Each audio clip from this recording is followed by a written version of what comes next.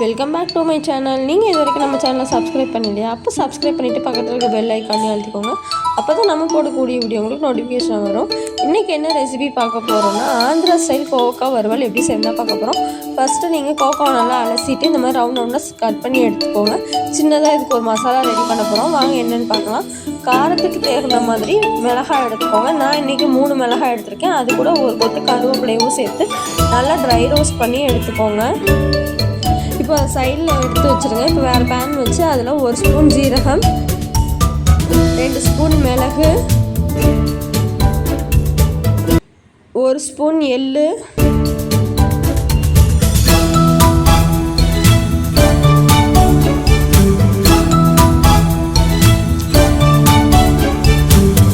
நல்லா ஒரு கை அளவுக்கு பார்த்திங்கன்னா காய வச்சு எடுத்து வச்சுருக்கக்கூடிய வேர்க்கடலை சேர்த்துக்கோங்க.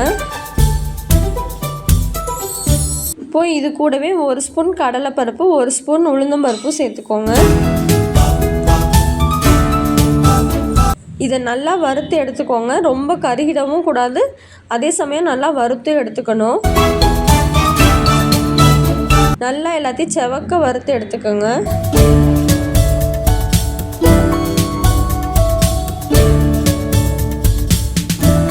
இப்போ இது நல்லா வறுபட்டுருச்சு. இதை நம்ம வேறு இதில் மாற்றிக்கலாம், ஆறட்டும். இப்போ அதே பேனில் ஒரு 3 ஸ்பூன் நல்லெண்ணெய் சேர்த்துக்கோங்க. எண்ணெய் நல்லா காஞ்சதுக்கப்புறமா நம்ம நறுக்கி எடுத்து வச்சுருக்கக்கூடிய கோவக்காவை அதில் ஆட் பண்ணிக்கோங்க. ஒரு கொத்து கருவேப்பிலை சேர்த்துக்கோங்க.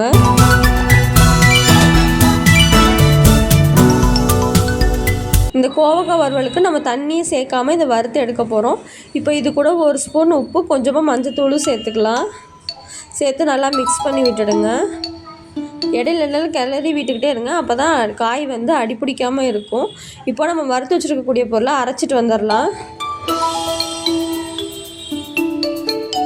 இப்போ பார்த்தீங்கன்னா காய் நல்லா சுண்டி வந்துருச்சு. இது இன்னுமே நல்லா சுண்டி வரணும். பார்த்தீங்களா இப்போ எந்த அளவுக்கு நல்லா சுண்டி வந்திருக்குதுன்னு.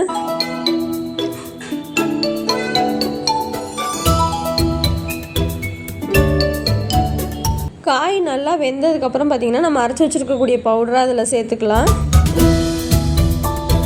இந்த கோவக்காய் பொரியலுக்கு டேஸ்ட்டே பார்த்திங்கன்னா இந்த பவுடர் தான்.